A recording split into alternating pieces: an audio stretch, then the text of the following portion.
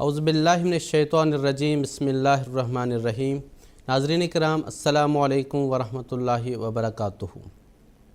नाज़रीन किराम, अहमदियत हकीकी इस्लाम के उन्वान से सीरीज़ का अगला प्रोग्राम लेकर हम आपकी खिदमत में हाज़िर हैं। नाज़रीन किराम, इन प्रोग्राम्स में हम जमात अहमदिया मुस्लिमा के मखसूस अकायद के बारे में बात करते हैं। आज के प्रोग्राम में हम हज़रत मसीह मऊद अलैहिस्सलातु वस्सलाम ने हकम और अदल बनकर क्या इस्लाहात की, कौन से इख्तिलाफ़ात जो बैरूनी और जो अंदरूनी इख्तिलाफ़ात थे उनका क्या तस्फ़िया किया,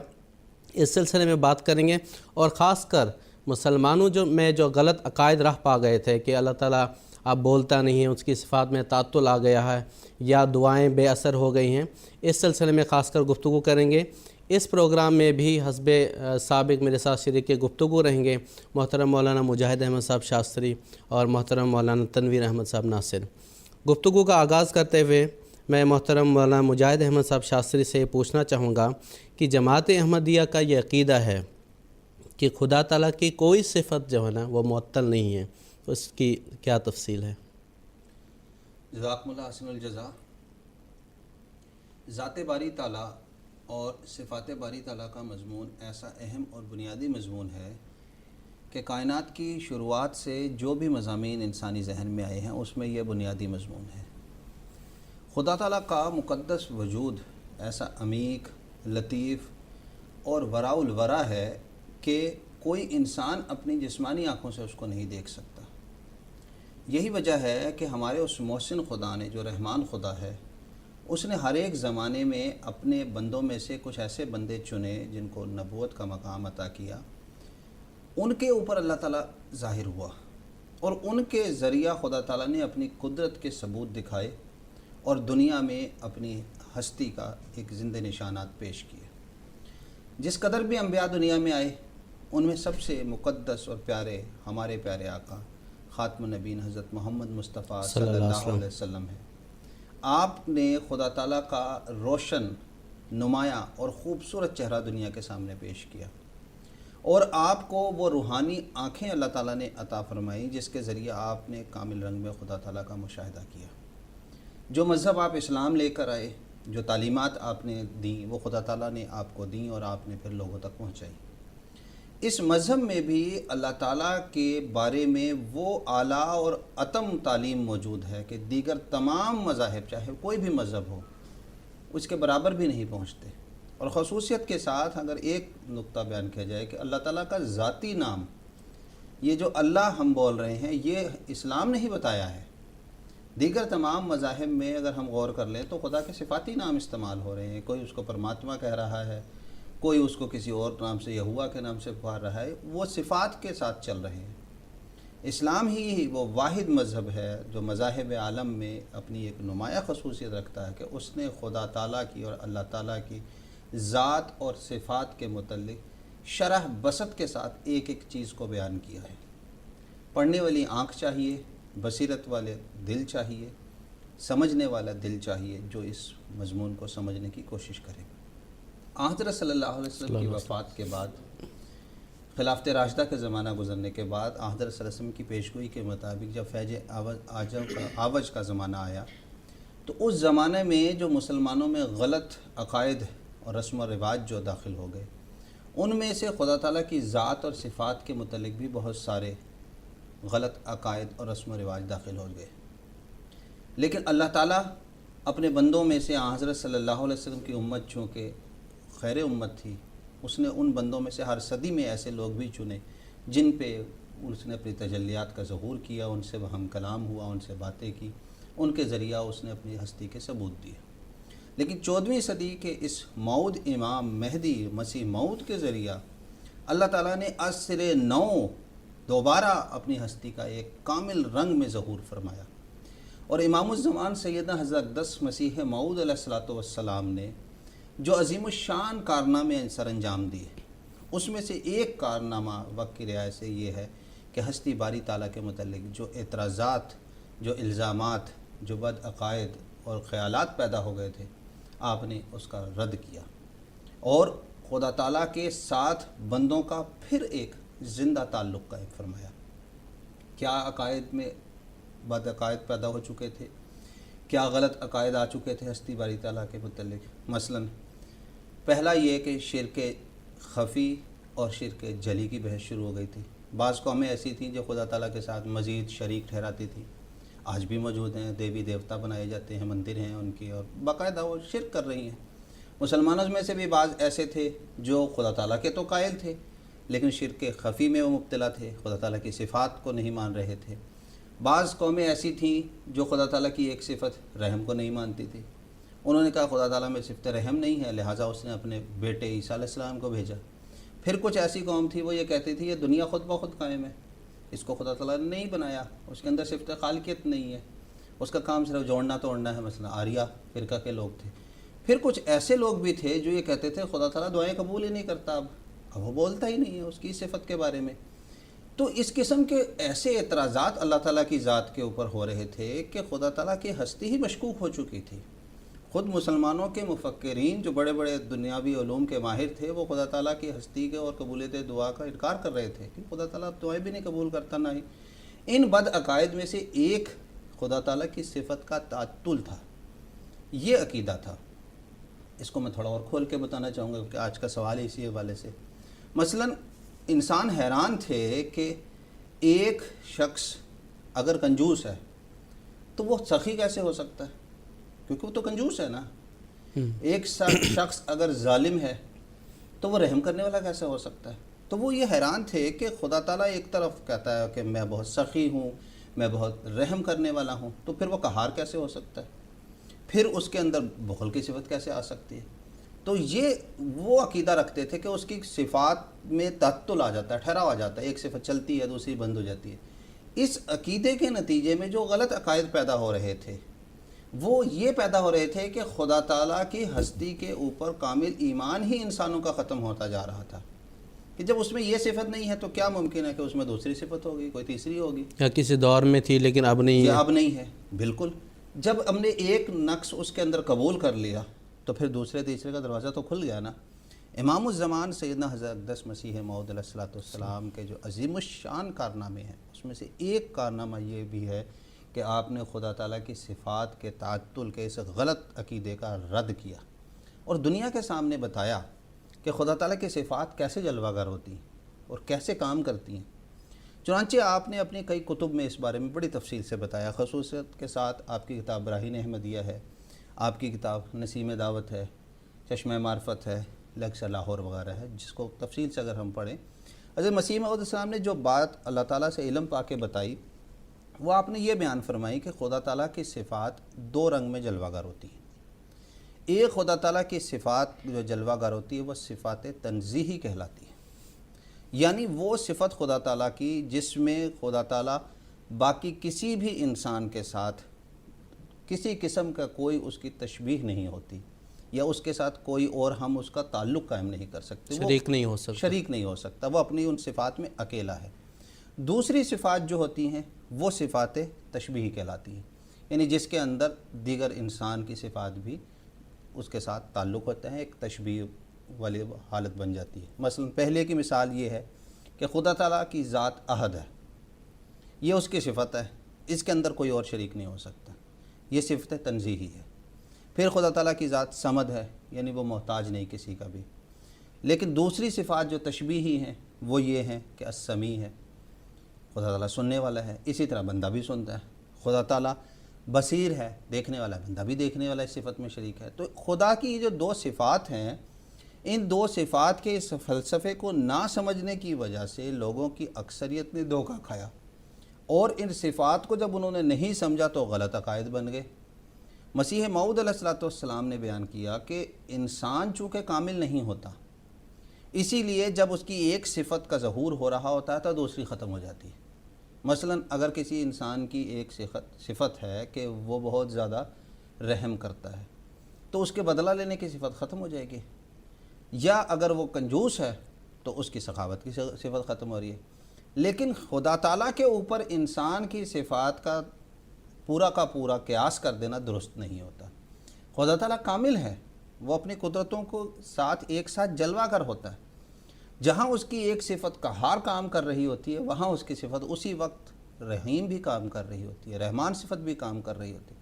اگر ایسا نہ ہوتا تو دنیا میں اندھیر مچ جاتا، یعنی خدا کی صفت کا ہار کام کر رہی ہے، اور اگر خدا نہ خواستہ رحمانیت کی صفت اگر تعطل مان لیا جائے تو پھر باقی سارے لوگ تو مارے جائیں گے، دنیا میں اسی وقت ہی قیامت برپا ہو جائے گی اور فنا کے راستے میں چل جائے گی۔ یہ امام الزمان نے جو تصور پیش کیا خدا کے علم سے پا کر، یہ صحیح اور بنیادی تصور تھا۔ اور اس میں حضور نے شاید ایک بات یہ بھی ایڈ کی ہے کہ جب ہم کہتے ہیں کہ اللہ تعالیٰ غضبناک ہوا یا غضب اللہ ہو، تو اس کا مطلب یہ نہیں ہوتا جس طرح انسان میں طیش میں آ جاتا ہے، آؤٹ آف کنٹرول ہو جاتا ہے۔ مطلب یہ ہوتا ہے کہ اللہ تعالیٰ اپنی رحمت کو اٹھا لیتا ہے، جس طرح انسان میں وہ تغیر آتا ہے اس طرح اللہ تعالیٰ میں تغیر نہیں آتا۔ اور اصل حقیقت بھی یہی ہے کہ خدا تعالیٰ کامل قدرت والا ہے، اس کی صفات اپنے دائرے کے اندر رہتے ہوئے کام کرتی ہے۔ امام الزمان سیدنا حضرت مسیح موعود علیہ السلام ایک مقام پر چشمہ معرفت صفحہ نمبر 170 روحانی خزائن جلد نمبر 23 میں بیان فرماتے ہیں، سو اسی طرح ہم ایمان رکھتے ہیں اور یہی قرآن شریف نے سکھایا ہے، اور ہم نہیں جانتے کہ انسان سے پہلے کیا کیا خدا نے بنایا، مگر اس قدر جانتے ہیں کہ خدا کے تمام صفات کبھی ہمیشہ کے لیے معطل نہیں ہوئیں۔ اسی مضمون کو ایک اور جگہ ملفوظات جلد اول صفحہ 83 میں آپ نے اس رنگ میں بیان کیا کہ جو خدا اسلام پیش کرتا ہے، تمام کائنات کے اور ساری دنیا کے مذاہب کے لوگ اگر خدا تعالیٰ کو پانا چاہتے ہیں تو انہیں اسی خدا کی طرف آنا پڑے گا۔ ان کے قیاسی یا خیالی یا مذہب نے جو خدا بنا دیے ہیں، اختراع کر دیے ہیں، اس سے اس کا تعلق نہیں بن سکتا۔ مسیح علیہ السلام بیان فرماتے ہیں، ہم دعویٰ سے کہتے ہیں جو شخص اللہ تعالیٰ کی ہستی اور وجود پر قلم اٹھائے گا اس کو آخر کار اسی خدا کی طرف آنا پڑے گا جو اسلام نے پیش کیا ہے، کیونکہ صحیفہ فطرت کے ایک ایک پتے میں اس کا پتہ ملتا ہے، اور بالطبع انسان اسی خدا کا نقش اپنے اندر رکھتا ہے۔ اور یہی اس سارے بات کا خلاصہ حضرت مسیح السلام نے ایک شعر میں بیان فرمایا ہے، قدرت سے اپنی ذات کا دیتا ہے حق ثبوت، اس بے نشاں کی چہرہ نمائی یہی تو ہے۔ جزاکم اللہ تعالیٰ احسن الجزا۔ حضرت مسیح موعود علیہ السلام نے جہاں اپنی تحریرات کے ذریعہ یہ جو غلط عقائد تھے یا صفات کا تعطل ہے اس کو دور فرمایا، وہاں مسیح موعود علیہ السلام نے اپنی سیرت کے حوالے سے اپنا ذاتی اسوہ پیش کر کے بھی یہ بتایا کہ عبادت، یہ دعا جو ہے نا، محض کوئی یہ رسمی عبادت نہیں ہے بلکہ اللہ تعالیٰ دعاؤں کو سنتا بھی ہے۔ اس کی مزید تفصیل حضرت مسیح موعود علیہ السلام کی سیرت کے حوالے سے محترم تنویر احمد صاحب ناصر آپ ذرا اس پہ روشنی۔ اللہ تعالیٰ قرآن مجید میں فرماتا ہے، وَقَالَ رَبُّكُمُ ادْعُونِي أَسْتَجِبْ لَكُمْ، سورہ غافر آیت نمبر 60۔ یعنی اللہ تعالیٰ نے فرمایا کہ مجھ سے مانگو، میرے سے دعائیں کرو، میں تمہاری دعاؤں کو سنوں گا، ان کا جواب دوں گا۔ پھر اسی طرح حضرت صلی اللہ علیہ وسلم کی ایک حدیث ہے، حضرت نعمان بن بشیر رضی اللہ تعالیٰ عنہ سے روایت ہے کہ آپ صلی اللہ علیہ وسلم نے فرمایا، ان الدعاء هو العبادت، یعنی دعا ہی اصل عبادت ہے۔ اور ترمذی کی ایک روایت ہے کہ حضرت صلی اللہ علیہ وسلم نے فرمایا، الدعاء مخ العبادت، یعنی دعا عبادت کا مغز ہے۔ اس کے معنی دراصل یہ ہیں کہ اللہ تعالیٰ کی عبادت کے نتیجے میں جو نہایت اعلیٰ درجہ کا روحانی پھل انسان کو عطا ہوتا ہے وہ دعا ہے اور اس کی قبولیت کا نشان ہے۔ سیدنا حضرت مسیح موعود علیہ السلام کے زمانے میں ایک طبقہ اس طرف مائل ہو گیا تھا کہ دعا بحیثیت ایک عبادت کے تو ہے اور اس کا اجر بھی ملتا ہے، لیکن اللہ تعالیٰ دعاؤں کو قبول نہیں کرتا۔ حضرت مسیح موعود علیہ السلام نے ایک کتاب لکھی جس کا نام برکات الدعا تھا، اور آپ نے اس میں اس طبقے کے لوگوں کے خیالات کا رد فرمایا، اور آپ نے فرمایا جہاں دعا کا اجر ملتا ہے وہاں اللہ تعالیٰ دعاؤں کو قبول بھی کرتا ہے، اور اس کے لیے آپ علیہ السلام نے اپنی ذات کو پیش کیا،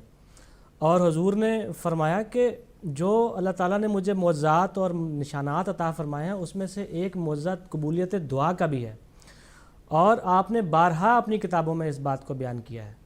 کہ مجھے قبولیت دعا کا نشان دیا گیا ہے اور کوئی نہیں جو اس میں میرا مقابلہ کر سکے۔ آپ نے ایک جگہ فرمایا ہے کہ میں نے اپنے ذاتی تجربے سے بھی یہ بات محسوس کی ہے کہ دعا کی تاثیر آب و آتش کی تاثیر سے بڑھ کر ہے۔ شیخ یعقوب علی صاحب عرفانی رضی اللہ تعالیٰ عنہ اپنی کتاب سیرت حضرت مسیح موعود علیہ الصلوۃ والسلام میں حضرت مسیح موعود علیہ الصلوۃ والسلام کی سیرت کے اس پہلو کی طرف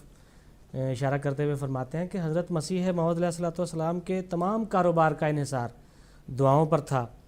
اور آپ کی زندگی کا اکثر وقت دعاؤں میں گزرتا تھا۔ ہر کام سے قبل حضرت مسیح موعود علیہ الصلوۃ والسلام دعائیں کیا کرتے تھے، اپنے دوستوں کو بھی دعاؤں کی طرف متوجہ کرتے، اور آپ دعا کو اللہ تعالیٰ کی ایک عظیم الشان نعمت تصور کرتے تھے۔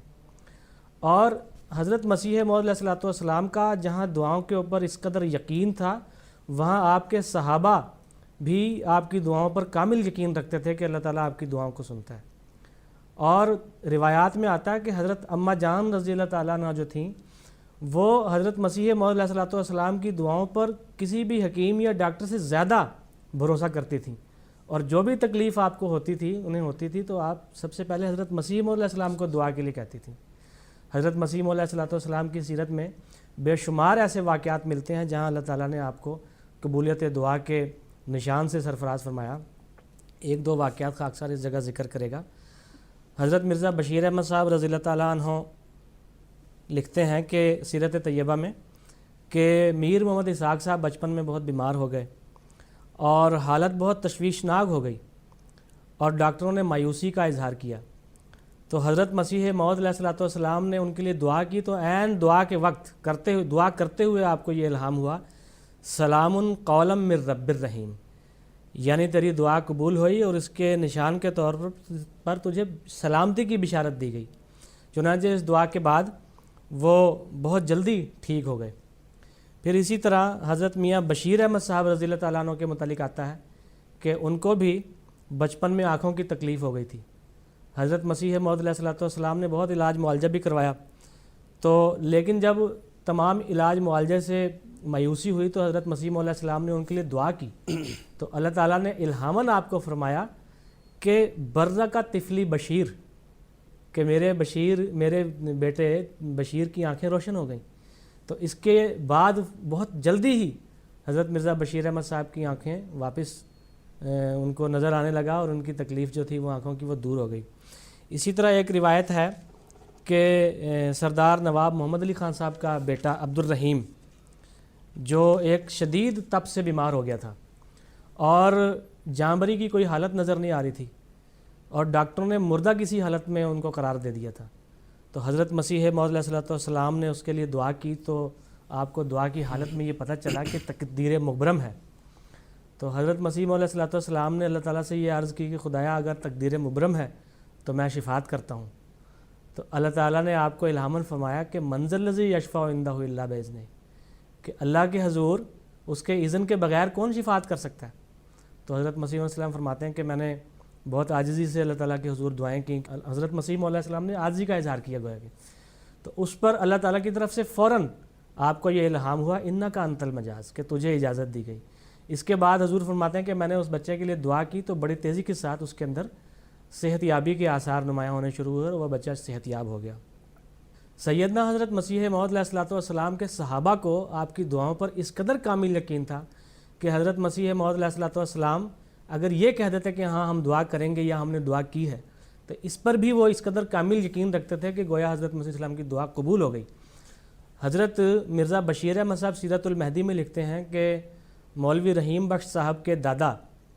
حضرت مسیح موعود علیہ الصلوۃ والسلام کو بہت گالیاں نکالا کرتے تھے۔ تو ایک مرتبہ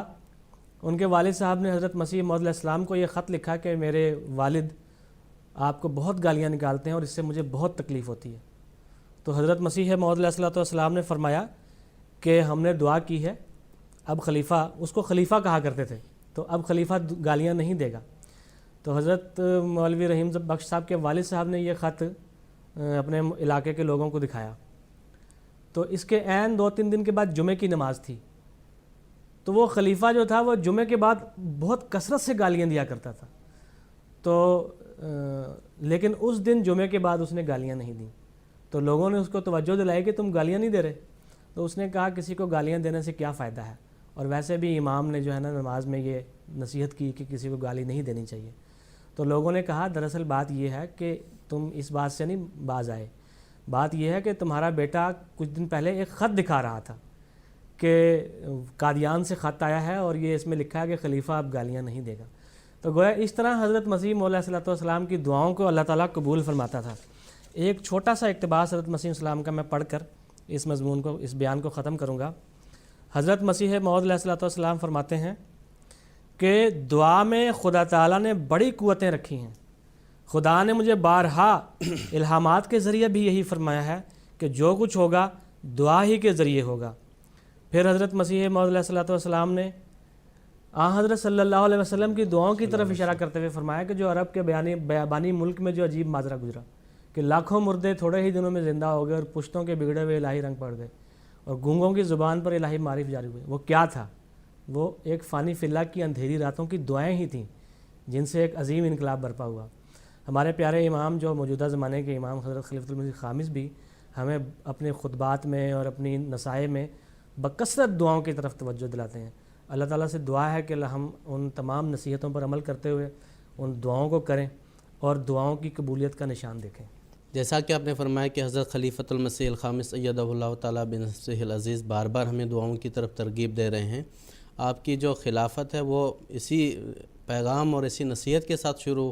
ہوئی تھی کہ جیسا جب آپ نے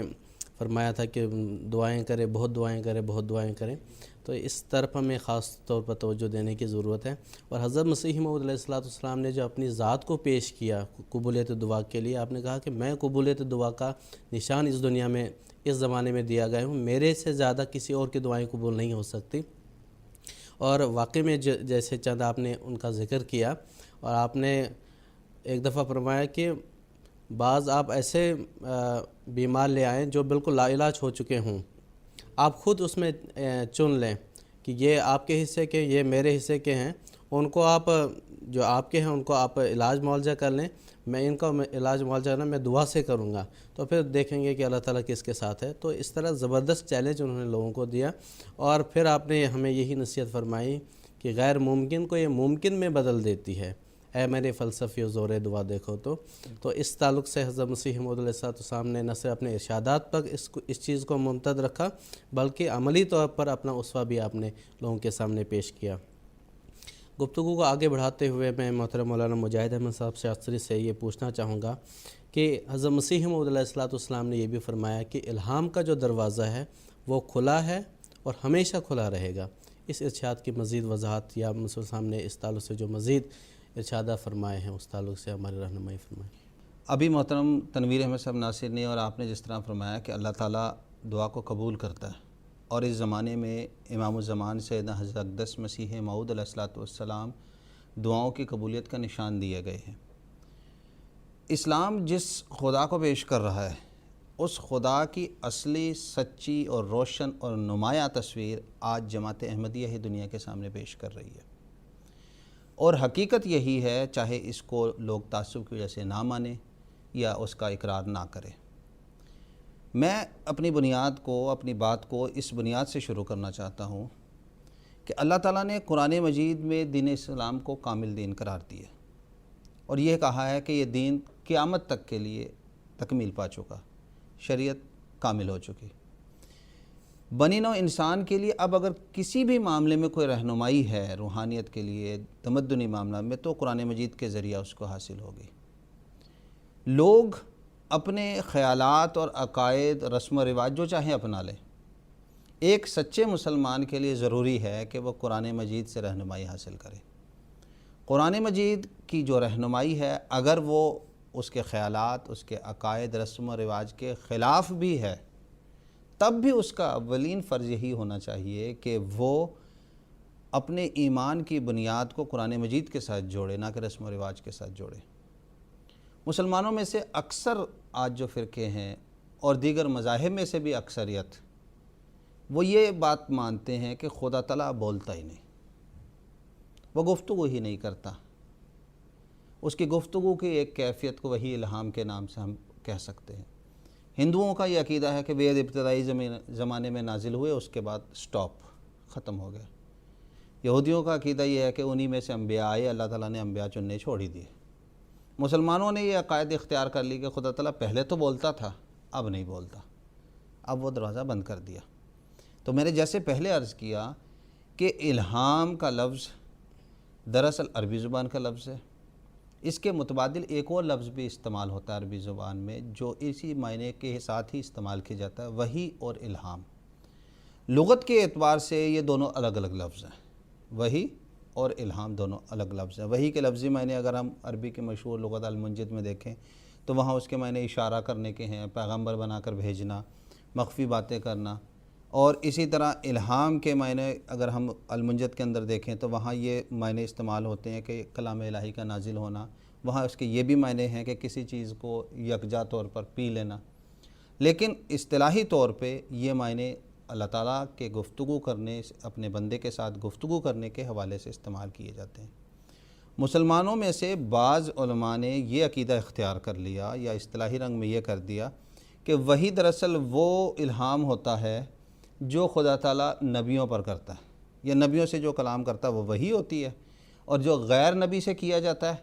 وہ الہام ہوتا ہے۔ حالانکہ قرآن مجید سے اس کی تفریق نہیں نظر آتی، قرآن مجید نے وحی اور الہام کو ایک ہی رنگ میں بیان کیا۔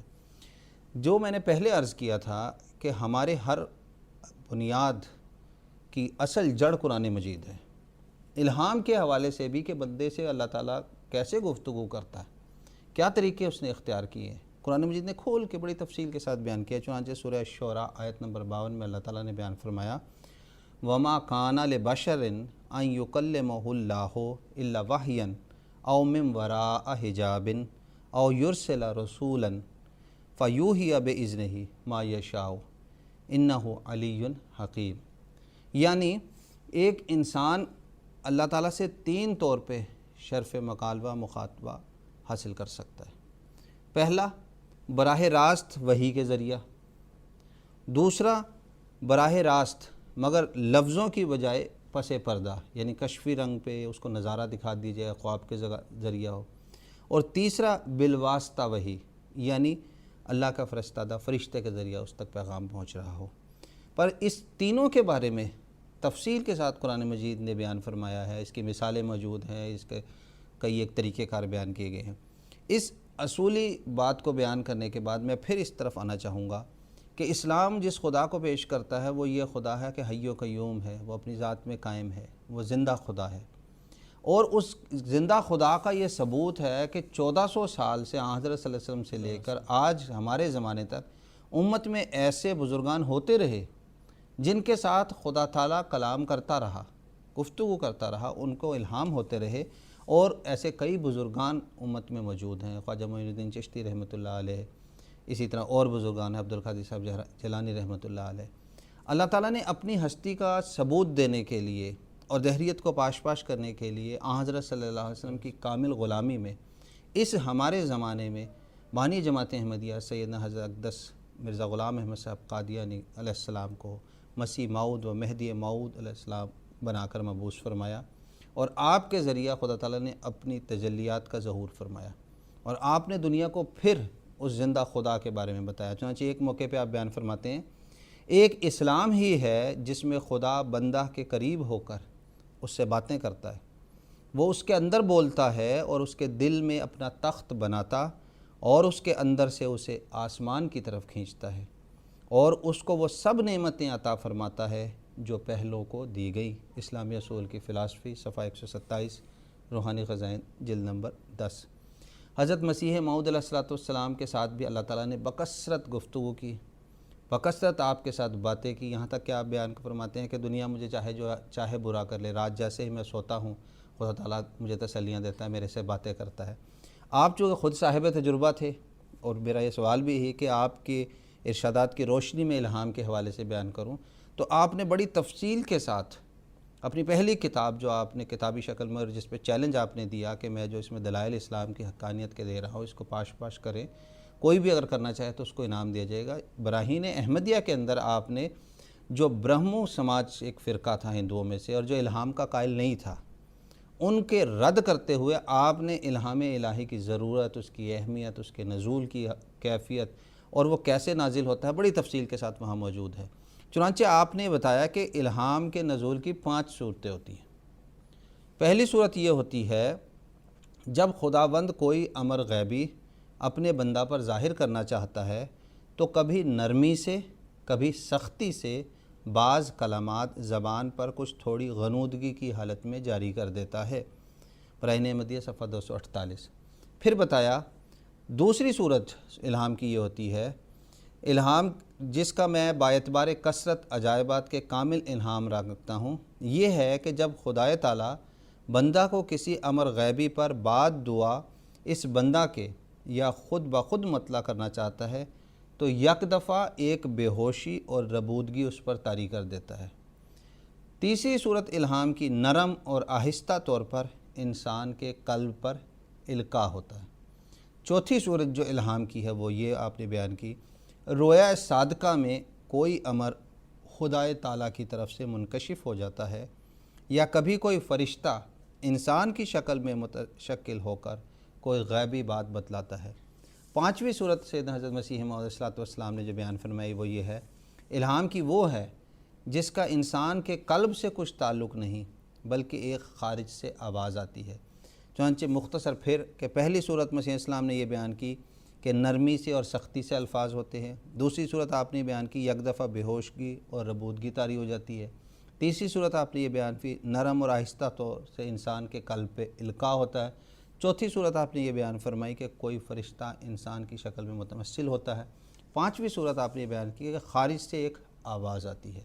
چونکہ آپ خود صاحب تجربہ تھے، مختلف اللہ تعالیٰ کے ساتھ جو باتیں ہوتی تھی وہ بیان فرمائی، اسی لیے آپ نے صرف یہی نہیں بتایا بلکہ ساری دنیا کے سامنے آپ نے بطور تحدی کے چیلنج کے یہ کہا کہ جو خدا اسلام کا میں پیش کر رہا ہوں آؤ میرے سے مقابلہ کر لو۔ اگر تمہارے مذہب میں خدا میں کوئی طاقت قدرت ہے تم اسلام کے خدا سے مقابلہ کرو۔ چنانچہ بیان فرماتے ہیں ایک جگہ، میں بار بار کہتا ہوں اور بلند آواز سے کہتا ہوں کہ قرآن اور رسول کریم صلی اللہ علیہ وسلم سے سچی محبت رکھنا اور سچی تابعداری اختیار کرنا انسان کو صاحب کرامات بنا دیتا ہے اور اسی کامل انسان پر علوم غیبیہ کے دروازے کھولے جاتے ہیں اور دنیا میں کسی مذہب والا روحانی برکات میں اس کا مقابلہ نہیں کر سکتا۔ چنانچہ میں اس میں صاحب تجربہ ہوں۔ اے نادانو، تمہیں مردہ پرستی میں کیا مزہ ہے اور مردار کھانے میں کیا لذت ہے؟ آؤ میں تمہیں بتلاؤں کہ زندہ خدا کہاں ہے اور کس قوم کے ساتھ ہے۔ وہ اسلام کے ساتھ ہے۔ اسلام اس وقت موسیٰ کا طور ہے جہاں خدا بول رہا ہے، وہ خدا جو نبیوں کے ساتھ کلام کرتا تھا اور پھر چپ ہو گیا تھا، آج ایک مسلمان کے دل میں کلام کر رہا ہے۔ بس حقیقت یہی ہے کہ الہام کا نزول مسیح موعود علیہ الصلوۃ والسلام نے جس تفصیل کے ساتھ بیان کیا، کیونکہ آپ خود صاحب تجربہ تھے، وہ ہمیں دیگر کتب میں جو دیگر صوفیاء کے کتب میں ہے وہ اتنا تفصیل سے نہیں بیان ملتا۔ ایک شعر میں آپ بیان فرماتے ہیں، وہ خدا اب بھی بناتا ہے جسے چاہے کلیم، اب بھی اس سے بولتا ہے جس سے وہ کرتا ہے پیار۔ بس خدا تعالیٰ کے پیار کو، اس کے قرب کو پانے کے لیے ہر ایک انسان کو بھرپور کوشش کرنی چاہیے۔ جزاکم اللہ تعالیٰ۔ حضرت مسیح موعود علیہ السلام نے اپنے ایک اور شعر میں فرمایا ہے کہ دیدار گر نہیں تو گفتار ہی صحیح، حسن و جمال یار کے آثار ہی صحیح۔ تو گفتار یہ ایک بہت ضروری چیز ہے، جب اللہ تعالیٰ دعاؤں کو سنے گا تو پھر بولنا بھی اس کا ضروری ہے، تو اس کی صفات میں تعطل نہیں سمجھا جائے گا۔ تو گفتگو کو آگے بڑھاتے ہوئے میں محترم مولانا تنویر احمد صاحب ناصر سے یہ درخواست کروں گا کہ حضرت مسیح موعود علیہ السلام نے جو توحید کی حقیقت کیا بیان فرمائی اور مخفی شرک جو جیسا کہ ہمارے گفتگو میں یہ بات آئی کہ شرک خفی اور شرک جلی، اور اس میں شرک خفی سے کیا مراد ہے، اس تعلق سے کچھ وضاحت فرما دیں۔ دنیا میں جس قدر انبیاء کا نزول ہوا ان سب نے توحید باری تعالیٰ کی طرف لوگوں کو متوجہ کیا اور توحید کی تعلیم دنیا کو دی، اور ان میں سب سے بڑھ کر جس شخص نے، جس وجود نے توحید کا علم بلند کیا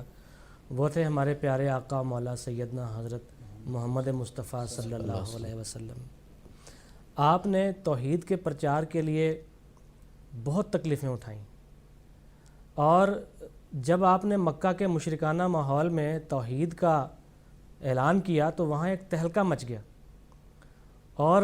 چیمغویاں ہونے لگیں کہ 360 بتوں کے سوا بھی کوئی خدا ہے۔ حضرت محمد عربی صلی اللہ علیہ وسلم نے اس توحید کے پرچار کے لیے اس قدر تکالیف برداشت کیں کہ اس کی مثال دیگر انبیاء میں اور تاریخ میں نہیں ملتی. اور بڑے بڑے آپ نے انعامات جو لوگوں نے آپ کے سامنے رکھے ان کو ٹھکرا دیا آپ صلی اللہ علیہ وسلم نے. حدیث شریف میں آتا ہے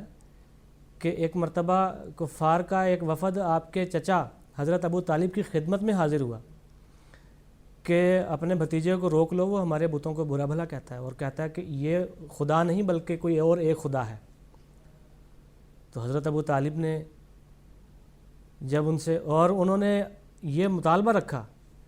کہ بتائیں آپ کو کیا چاہیے، اگر کسی خوبصورت لڑکی سے شادی کرنا چاہتے ہیں تو وہ کروا دیتے ہیں، اگر آپ چاہتے ہیں کہ کوئی بڑا انعام دے دیا جائے، آپ کو بہت بڑا مرتبہ دے دیا جائے، وہ دے دیں گے. حضرت صلی اللہ علیہ وسلم نے اس وفد کے جانے کے بعد حضرت ابو طالب سے یہ بیان کیا کہ خدا تعالیٰ نے جو ذمہ داری میرے سپرد کی ہے وہ میں اس کا اعلان اور پرچار کرتا رہوں گا،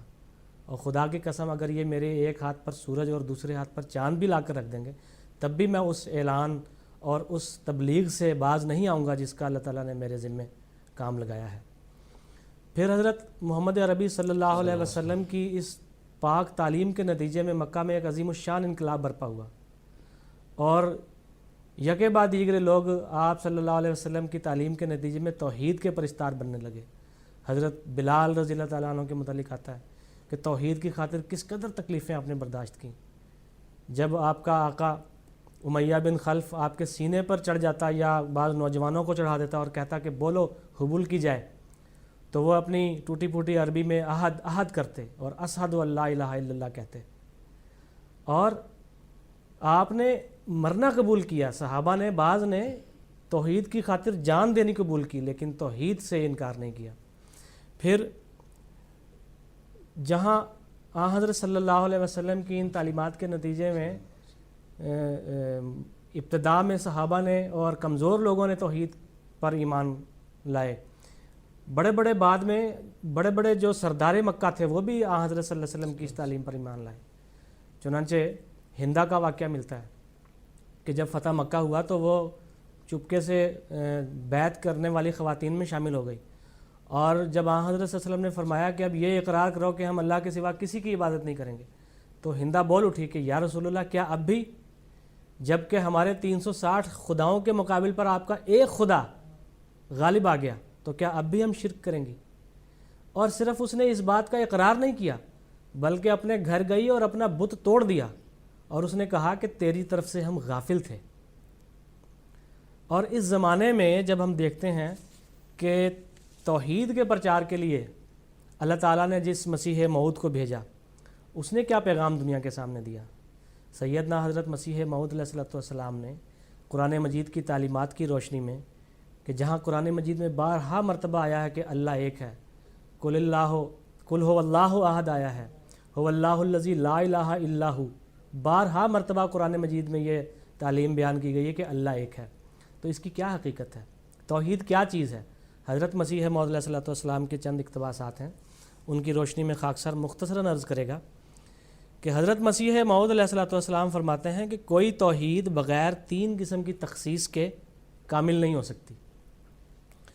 اول ذات کے لحاظ سے توحید، یعنی یہ کہ اللہ تعالیٰ کے مقابل پر تمام موجودات کو معدوم کی طرح خیال کرنا اور تمام کو حالقۃ الذات اور باطلۃ الحقیقت خیال کرنا، یعنی ہر چیز فنا ہونے والی ہے اور خدا تعالیٰ کے سوا کوئی چیز کوئی بھی حیثیت نہیں رکھتی. اور دوم حضرت مسیح السلام یہ فرماتے ہیں کہ صفات کے لحاظ سے توحید، یعنی یہ کہ ربوبیت اور الوہیت کی صفات بجز ذات باری کے کسی میں قرار نہ دینا، یعنی جو اللہ تعالیٰ پالنے والا ہے اور اس کی جو ہم عبادت کرتے ہیں تو یہ صفات سوائے اللہ کے اور کسی میں نہیں ہیں. اور آپ فرماتے ہیں کہ پالنے والا اور عبادت کرنے والا صرف اللہ تعالیٰ ہی ہے، اور جو بظاہر رب الانواع یا فیض رسان نظر آتے ہیں یہ اسی کے ہاتھ کا ایک نظام ہے. یعنی جو دیگر دنیا میں ہمیں بعض لوگ نظر آتے ہیں جن کے ذریعے سے بعض کام ہوتے ہیں، وہ دراصل خدا تعالیٰ ہی کے ہاتھ کا ایک فیضان ہے، وہ اللہ تعالیٰ ہی نے ذریعے بنائے ہوئے ہیں انسان کے لیے. پھر تیسرے یہ کہ اپنی محبت اور صدق و صفا کے لحاظ سے توحید، اس کے معنی یہ ہیں کہ جو بھی محبت ہے اور شعار عبودیت ہیں وہ صرف خدا تعالیٰ ہی کے لیے خالص کرنا اس میں خدا تعالیٰ کا کسی کو شریک نہ قرار دینا۔ یہ حضرت مسیح موعود علیہ السلام نے سراج الدین عیسائی کے 4 سوالوں کے جواب میں بیان فرمایا ہے۔ پھر حضرت مسیح موعود علیہ السلام ہی کی تحریرات کی روشنی میں ہمیں یہ بھی پتہ چلتا ہے کہ شرک کی 2 اقسام ہیں دراصل، ایک تو شرک جلی اور شرک خفی۔ شرک جلی یہ ہے کہ مثلاً بت پرست لوگ جو بتوں کی عبادت کرتے ہیں اور ان کو خدا تعالیٰ کی جگہ ان کو پوجتے ہیں، اس کا مرتبہ خدا تعالیٰ کا مرتبہ دیتے ہیں، اور درختوں وغیرہ کو اور دوسرے معبودان باطلہ کی عبادت کرتے ہیں۔ دوسرا شرک خفی۔ شرک خفی یہ ہے کہ انسان کسی شے کی تعظیم اسی طرح کرے جس طرح کی اللہ تعالیٰ کی کرتا ہے، اور اللہ تعالیٰ کی بجائے دل میں یہ خیال کرے کہ شاید یہ بھی میرا کوئی مسئلہ حل کر دے گا۔ تو یہ کہ اللہ تعالیٰ کی جس طرح تعظیم کی جاتی ہے اسی طرح کسی دوسرے وجود کی تعظیم کرنا، یہ شرک خفی کہلاتا ہے، اور یا اس سے محبت کرنا، یا اس سے ڈرنا، یا اس پر توکل کرنا، تو یہ تمام چیزیں شرک خفی میں آتی ہیں۔ جزاک اللہ۔ ناظرین کرام، اس کے ساتھ ہی ہمارے پروگرام کا وقت ختم ہوا چاہتا ہے۔ آخر میں حضرت مسیح موعود علیہ السلام کا اقتباس پیش کرتا ہوں۔ حضرت مسیح موعود علیہ السلام فرماتے ہیں، اے مسلمانوں، ہوشیار ہو جاؤ کہ ایسا خیال سراسر جہالت اور نادانی ہے۔ اگر اسلام ایسا ہی مردہ مذہب ہے تو کس قوم کو تم اس کی طرف دعوت کر سکتے ہو؟ کیا اس مذہب کی لاش تم جاپان لے جاؤ گے یا یورپ کے سامنے پیش کرو گے؟ اور ایسا کون بے وقوف ہے جو ایسے مردہ مذہب پر عاشق ہو جائے گا، جو بمقابلہ گزشتہ مذہبوں کے ہر ایک برکت اور روحانیت سے بے نصیب ہے؟ گزشتہ مذہبوں میں عورتوں کو بھی الہام ہوا، جیسا کہ موسیٰ کی ماں اور مریم کو، مگر تم مرد ہو کر ان عورتوں کے برابر بھی نہیں، بلکہ نادانوں اور آنکھ کے اندھوں، ہمارے نبی صلی اللہ علیہ وسلم اور ہمارے سید و مولا اس پر 1000 سلام اپنے افاضہ کی روح سے تمام انبیاء سے سبقت لے گئے ہیں، کیونکہ گزشتہ نبیوں کا افاضہ ایک حد تک آ کر ختم ہو گیا، اور اب وہ قومیں اور وہ مذہب مردہ ہیں، کوئی ان میں زندگی نہیں، مگر حضرت صلی اللہ علیہ وسلم کا روحانی فیضان قیامت تک جاری ہے۔ اسی لیے باوجود آپ کے اس فیضان کے، اس امت کے لیے ضروری نہیں کہ کوئی مسیح باہر سے آوے، بلکہ آپ کے سایہ میں پرورش پانا ایک ادنا انسان کو مسیح بنا سکتا ہے، جیسا کہ اس نے اس عاجز کو بنایا۔ چشمہ مسیحی، صفحہ 75۔ ناظرین کرام، اس کے ساتھ ہی ہمارا پروگرام اختتام کو پہنچا۔ اگلے پروگرام تک کے لیے دیجیے اجازت۔ السلام علیکم ورحمۃ اللہ وبرکاتہ۔